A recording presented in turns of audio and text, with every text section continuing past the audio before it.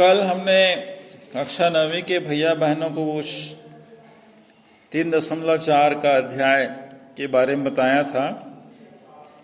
उसका कुछ पूर्व में बता दूं मैं आपको कि जो लड़की की माँ थी प्रेमा, उन्होंने अपने समय की जो पढ़ाई लिखाई थी उसके बारे में तारीफ करते हुए लिखा था कि हमने थोड़ा सा पढ़ लिया, आ और ई थोड़ी सी गिनती सीख ली और बहुत हुआ तो स्त्री सुबोधनी पढ़ ली। मतलब महिलाओं के द्वारा किस प्रकार से व्यवहार कुशल होना चाहिए।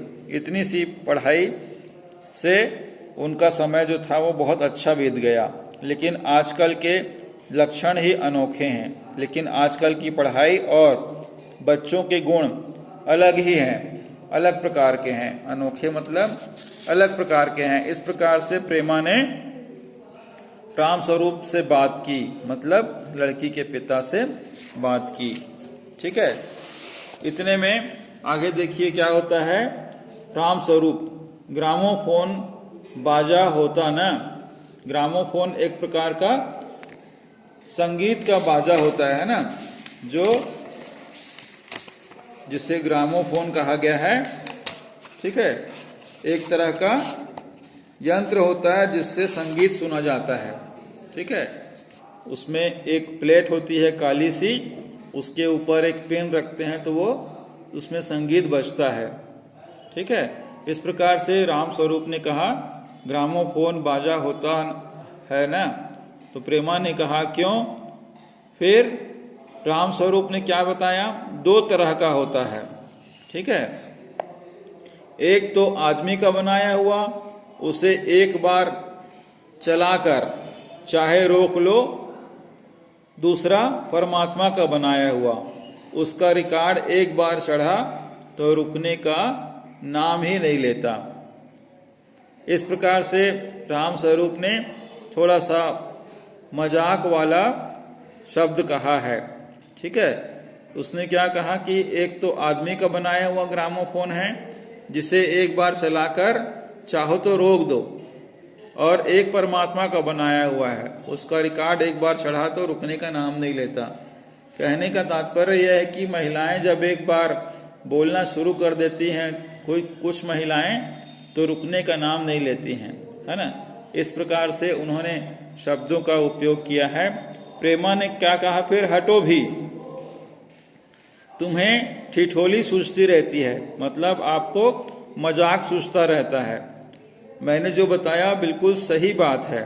यह तो होता नहीं कि उस अपनी उमा को राह पर लाते। आपको ये तो सूझता ही नहीं कि आप उमा को एक सही रास्ते पर लेकर आते। ठीक है, अब देर ही कितनी पड़ी है उन लोगों को आने में। ठीक है, इस प्रकार से प्रेमा ने बोला कि जो उनके घर में मेहमान आने वाले थे, अब बहुत कम समय बचा है, कभी भी वे आ सकते हैं। राम स्वरूप ने क्या कहा? तो हुआ क्या?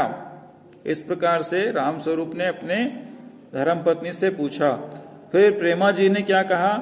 तुम्ही ने तो कहा था कि जरा ठीक ठाक करके नीचे लाना।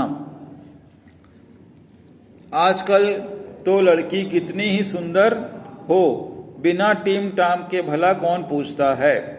ठीक है, इसी मारे मैंने तो पाउडर वाउडर उसके सामने रख दिया था, पर उसे तो इन चीजों से न जाने किस जन्म की नफरत है। मेरा कहना था कि आंचल से मुंह लपेट लेट गई। भाई मैं तो बाज आई तुम्हारी इस लड़की से।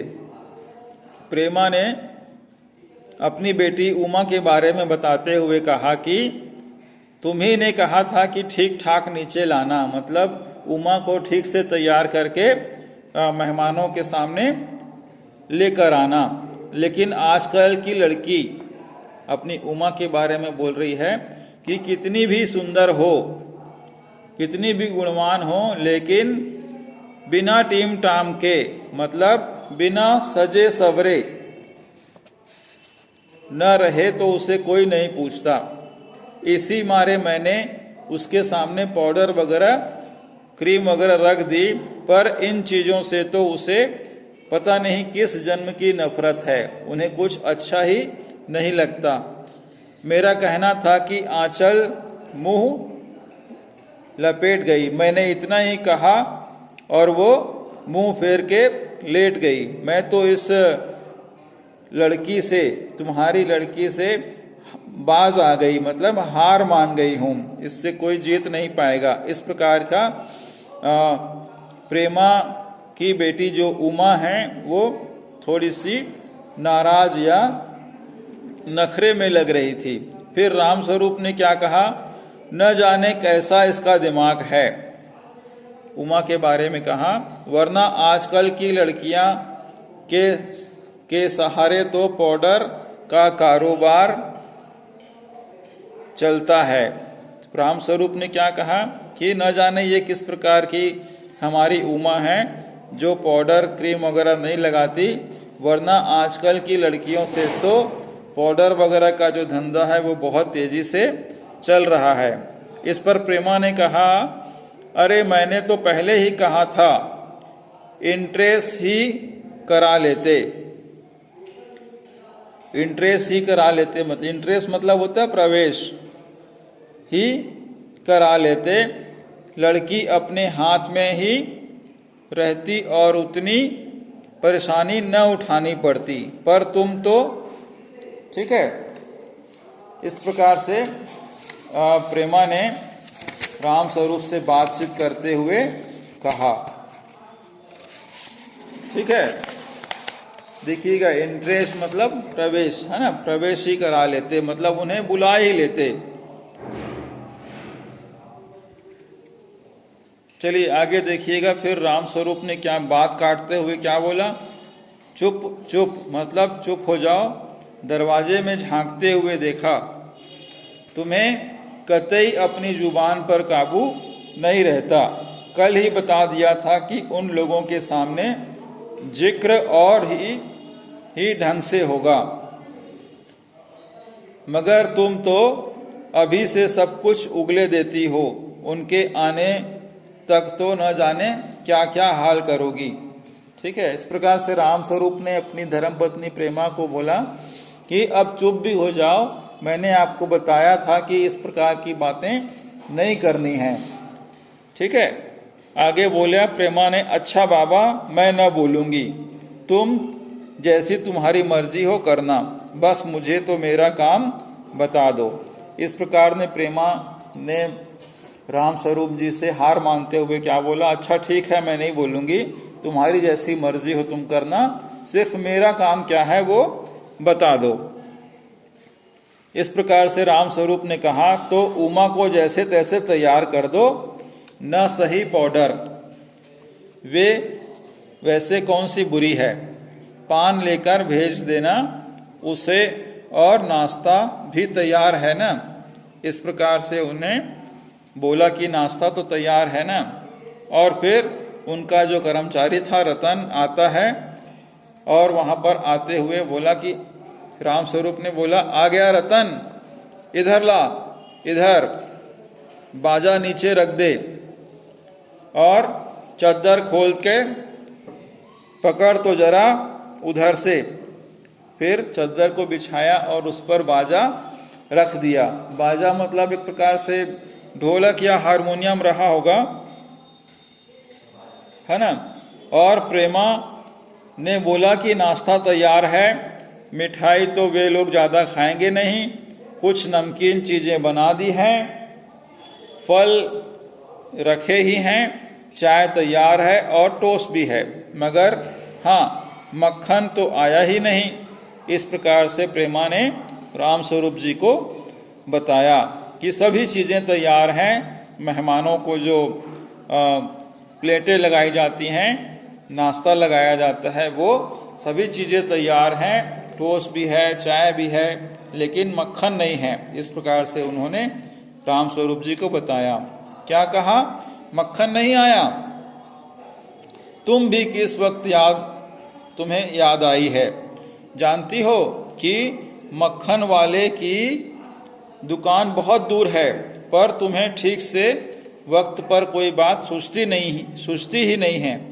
इस प्रकार से राम स्वरूप ने अपनी श्रीमती को डांटते हुए बोला, अब बताओ, रतन मक्खन लाने जाए कि यहाँ का काम करे? दफ्तर के चपरासी से कहा था आने के लिए, सो नखरे के मारे वो आया नहीं, है ना। अब इधर प्रेमा कहती है कि यहाँ का काम कौन सा ज्यादा है, कमरा तो ठीक ठाक है, बाजा सितार भी आ गया है, नाश्ता यहाँ बराबर वाले कमरे में करना है, तो फिर ट्रे में भी रखा हुआ है, सो तुम्हें मैं लाकर दे दूंगी, एक आध चीज खुद ले आना। इतनी देर से रतन मक्खन ले ही आएगा, और इतना होते ही उन्होंने बोला कि इतना समय गुजरने पर वो रतन जो है वो मक्खन ले आएगा। जो मेहमान आ रहे हैं वो 2 आदमी ही तो हैं। इस प्रकार से प्रेमा ने बताया। फिर राम स्वरूप ने कहा, हाँ, एक तो बाबू गोपाल प्रसाद है और दूसरा खुद लड़का है। देखो, उमा से कह देना कि जरा करीने से आए। करीने से मतलब थोड़ा सा व्यवहारिक तरीके से आए, सादगी से आए। ये लोग जरा ऐसे ही हैं। गुस्सा तो मुझे बहुत आता है इनके दिकियानुसी ख्यालों पर। दिकियानुसी मतलब पुराने ख्यालात के, है ना, रूढ़िवादी। खुद पढ़े लिखे हैं, जो आने वाले मेहमान थे वे खुद पढ़े लिखे हैं, सभा सोसाइटियों में जाते हैं, मतलब समाज में आते जाते रहते हैं, मगर लड़की चाहते हैं ऐसी कि ज्यादा पढ़ी लिखी न हो। ठीक है, खुद पढ़े लिखे हैं लेकिन वे नहीं चाहते कि हम जिस लड़की को देखने जा रहे हैं वो ज्यादा पढ़ी लिखी न हो। फिर प्रेमा ने पूछा कि वह जो मेहमान आ रहे हैं उनमें वो लड़का कैसा है। फिर राम स्वरूप ने बताया था तुम्हें, बाप शेर है तो लड़का सवा शेर है। मतलब बाप से बढ़कर है लड़का। बीएससी के बाद लखनऊ में ही तो पढ़ता है, मेडिकल कॉलेज में वह लड़का पढ़ता है। कहता है कि शादी का सवाल दूसरा है, तालीम का दूसरा। ठीक है, इस प्रकार से लड़के के बारे में अपनी पत्नी प्रेमा को बताते हैं। ठीक है, पढ़ाई का सवाल दूसरा है और शादी का सवाल दूसरा है। क्या करूं, मजबूरी है, मतलब अपना है, वरना इन लड़कों और बापों को ऐसी कोरी कोरी सुनाता कि ये भी क्या याद रखते, है ना। तो इस प्रकार से बोले कि हम लड़की के माता पिता हैं, वरना मैं इन लड़कों और इनके पिताजी लोगों को ऐसी ऐसी बातें सुनाता कि ये भी क्या याद रखते। फिर इस प्रकार से रतन, जो अब तक दरवाजे के पास चुपचाप खड़ा हुआ था, इनकी बातें सुन रहा था, फिर जल्दी जल्दी बोलता है, बाबूजी बाबूजी। राम स्वरूप ने कहा कि क्या है। फिर रतन ने बोला कि कोई आए हैं। इस प्रकार से वो बताता है कि दरवाजे पर कोई आया है। फिर राम स्वरूप दरवाजे से बाहर झांककर जल्दी से मुंह अंदर करते हुए कहता है कि अरे प्रेमा, ये आ ही गए। नौकर पर नजर पड़ते ही, और तू यहीं खड़ा है। बेवकूफ, गया नहीं मक्खन लाने, सब चौपट कर दिया। राम स्वरूप बोलता है कि मेहमान आ गए हैं और तू यहीं खड़ा है और तू मक्खन लाने भी नहीं गया। चल इधर से, अंदर के दरवाजे से जा। नौकर अंदर जाता है और पीछे के दरवाजे से मक्खन लाने निकल जाता है। और तुम जल्दी करो, प्रेमा को बोलता है कि उमा को समझा देना, थोड़ा सा गा देगी। मतलब उमा को बता देना कि अगर मान लो गाने के लिए बोले तो थोड़ा सा कुछ अच्छा सा गीत गा देंगी। प्रेमा जल्दी से अंदर की तरफ जाती है, उसकी धोती जमीन पर रखे हुए बाजे से अटक जाती है। ठीक है, प्रेमा जल्दी से अंदर जाती है और उसकी जो साड़ी है वो जमीन पर रखे हुए बाजे से अटक जाती है। फिर प्रेमा बोलती है, ओह यह बाजा नीचे ही रखा गया है, कमबख्त, वो नीचे ही ठीक से नहीं रख कर गया था। कौन? रतन। उसको फिर चिल्लाती है। फिर रामस्वरूप, तुम जाओ, मैं रखे देता हूं, तुम जाओ, उमा को लेकर आना जल्दी से, मैं इसे बगल से करके रख देता हूं। प्रेमा जाती है, बापू रामस्वरूप बाजा उठाकर रख देते हैं। और किवाड़ों पर दस्तक होती है, मतलब दरवाजा में साकर जो होती है उससे वो बजाते हैं जो मेहमान आए हुए हैं, है ना। फिर रामस्वरूप हा हा हा, आइए आइए, हंसते हुए उनका स्वागत करते हैं। स्वागत में बाबू गोपाल प्रसाद और उसके लड़के शंकर का आना होता है। कमरे के अंदर आंखों से लोक चतुराई टपकती है। कहने का अर्थ है कि दोनों जो बाप बेटे थे वो थोड़े से शर्मीले और सादगी से अंदर आते हैं। आवाज से मालूम होता है काफी अनुभवी और फितरती महाशय हैं। उनकी व्यवहार से ऐसा लगता है कि व्यक्ति अनुभवी भी है और फितरती महाशय हैं, मतलब चालू किस्म के व्यक्ति हैं। उनका लड़का कुछ खीसे निपोरने वाले नौजवान में से है। उसका जो लड़का है शंकर, वो हंसता हुआ नौजवान सा है। आवाज पतली है, जैसे खिसियाहट भरी आवाज बहुत पतली है। झुकी कमर, हल्की सी कमर झुकी उसकी खासियत है। इस प्रकार से शंकर नाम का लड़का दिखाई देता है देखने में। रामस्वरूप क्या बोलता है अपने दोनों हाथ मलते हुए, हाँ हाँ इधर तशरीफ लाइए। तशरीफ लाइए मतलब आप यहाँ आकर बैठिए इधर। बापू गोपाल प्रसाद बाबू गोपाल प्रसाद बैठते हैं, मगर बेंत गिर पड़ती है। बेंत मतलब जिसके सहारे से बाबू गोपाल प्रसाद चलते हैं, शंकर के पिताजी, वह बेंत मतलब एक लकड़ी रहती है, वो गिर जाती है। आगे देखते हैं क्या होता है। रामस्वरूप, यह बेंत लाइए, मुझे दीजिए, मैं कोने पर रख देता हूँ। इस प्रकार से सभी बैठते हैं और हंसते हुए मकान ढूंढने में कुछ तकलीफ तो नहीं हुई। रामस्वरूप जी बोलते हैं, हमारा मकान ढूंढने में कोई तकलीफ तो नहीं हुई। इस प्रकार से गोपाल प्रसाद जी खंगार कर क्या बोलते हैं, नहीं, तांगे वाला जानता था और फिर हमें तो यहाँ आना ही था, रास्ता मिलता कैसे नहीं। इस प्रकार से गोपाल प्रसाद जी ने कहा। रामस्वरूप जी, हाँ हाँ हाँ, आपकी बड़ी मेहरबानी है, मैंने आपको तकलीफ तो दी, आपको बुलाकर तकलीफ तो दी है। गोपाल प्रसाद जी बोलते हैं, अरे नहीं साहब, जैसा मेरा काम वैसा मेरा काम। ठीक है, जैसा मेरा काम वैसा आपका काम। आखिर लड़के की शादी तो करनी ही है, बल्कि यूं कहिए कि मैंने आपके लिए खासी परेशानी कर दी।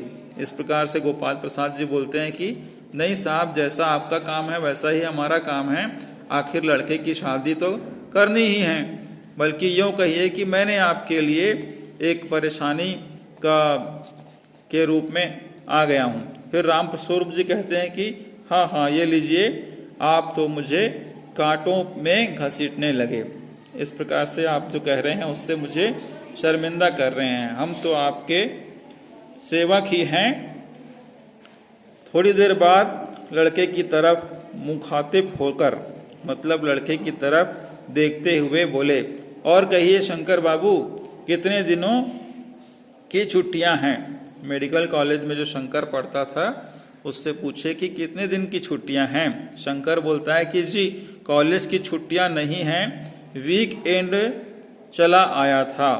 कॉलेज की छुट्टियां नहीं हैं, लेकिन सप्ताह का आखिरी जो दिन होता है वो उस पर मैं चला आया था। राम स्वरूप, आपके कोर्स खत्म होने में तो अब साल भर रहा होगा।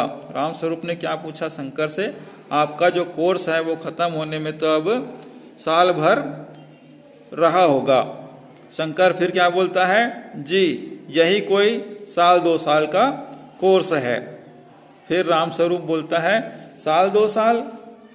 शंकर बोलता है हाँ हाँ, 1-8 साल का मार्जिन रखता हूँ, मतलब थोड़ा सा पढ़ाई को ध्यान में रखते हुए आगे बढ़ता हूँ। गोपाल प्रसाद जी क्या कहते हैं? बात यह है साहब कि यह शंकर 1 साल से बीमार हो गया था। क्या बताएं, इन लोगों को इस उम्र में सारी बीमारियां सताती हैं।